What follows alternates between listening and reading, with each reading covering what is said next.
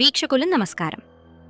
ఈరోజు మనం ఒక స్త్రీ మన ఇంట్లో ఎలా ఉంటే మనకు ధనం వరదలా వచ్చి మన ఇంట్లో చేరుతుందో, ఒక స్త్రీ ఎలా ఉంటే మన ఇంట్లో దరిద్రాలు చేరి మనము నాశనమవుతామో ఈ వీడియోలో తెలుసుకుందాం.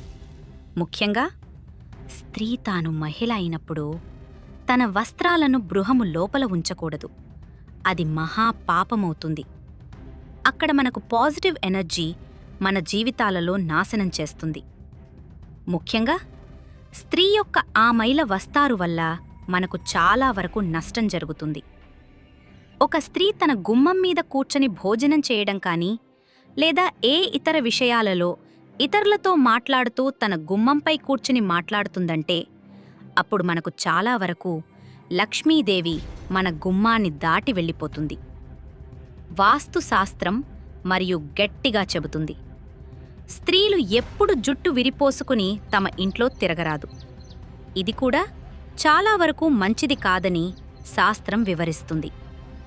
ప్రతి స్త్రీ గృహం లోపల దైవపటాలు ఎదురుగా ఎలాంటి అపవిత్రమైన వస్తువులను కాని, మన పాదరక్షలు గాని ఉంచరాదు.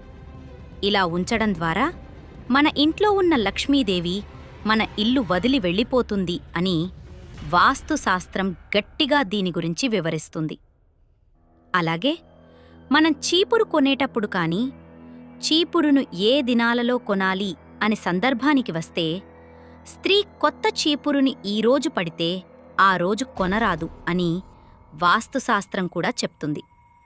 అలాగే చీపురును కాలుతో తొండడం కానీ, దాన్ని కాల్చడం కానీ చేయరాదు.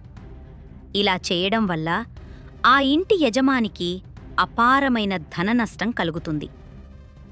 వాస్తుశాస్త్రంలో వివరంగా వివరించిన కొన్ని విషయాలను మీకు వివరించాము.